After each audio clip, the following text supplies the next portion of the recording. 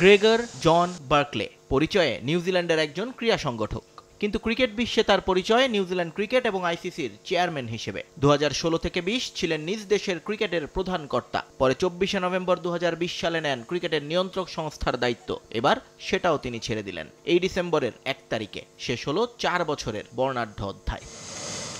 বার্কলের জায়গায় এবার এসেছেন আরেক অভিজ্ঞ ক্রিকেট সংগঠক জয় শাহ। 36 বছর বয়সে আইসিসির দায়িত্ব নেয়ার আগে 2 টার্মে ছিলেন পৃথিবীর সবচেয়ে ধনী এবং প্রভাবশালী ক্রিকেট বোর্ড বিসিসিআই এর সচিব।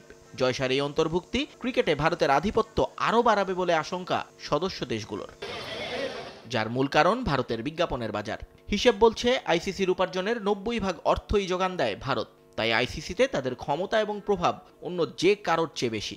বিষয়টা স্বাভাবিকভাবেই মেনে নিয়েছেন সবাই, কিন্তু দায়িত্ব ছেড়ে নতুন চেয়ারম্যানকে সব বুঝিয়ে দিয়ে যাওয়ার সময় এটা নিয়ে কিছুটা আক্ষেপ ঝরল বার্কলের কণ্ঠে। তার দাবি, ক্রিকেটের বিশ্বায়নের জন্য সবচেয়ে বড় বাধা এই একক ক্ষমতার বলয়।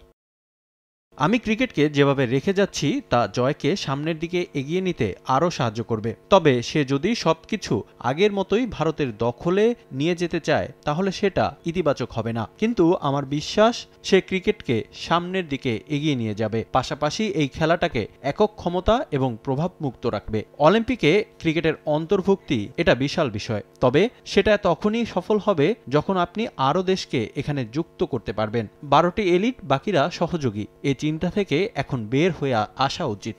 ভারতের একক ক্ষমতা ক্রিকেটকে যেমন ক্ষতির সম্মুখীন করেছে, তেমনি চাইলে এটাকে ইতিবাচকভাবেও ব্যবহার করা সম্ভব বলে মনে করেন জর্জ বার্কলে। তার আশা, জয় শাহ ভারতকে আরও বেশি সম্পৃক্ত করে ছোট ছোট দেশে ক্রিকেট ছড়িয়ে দেওয়ার বিষয়ে পদক্ষেপ নেবেন।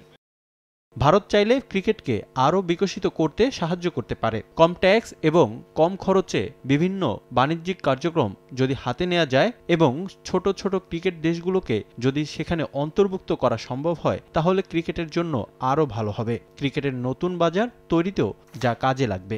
বিদায় বেলায় দ্য টেলিগ্রাফকে দেয়া এক সাক্ষাৎকারে উইন্ডিজ ক্রিকেটকে নিয়েও হতাশা প্রকাশ করেছেন বার্কলে। তার মতে, ওয়েস্ট ইন্ডিজকে বিলুপ্ত করে 14টা আলাদা টিম গঠনের এটাই উপযুক্ত সময়। নিয়ন মুহাইমিন, সময় সংবাদ।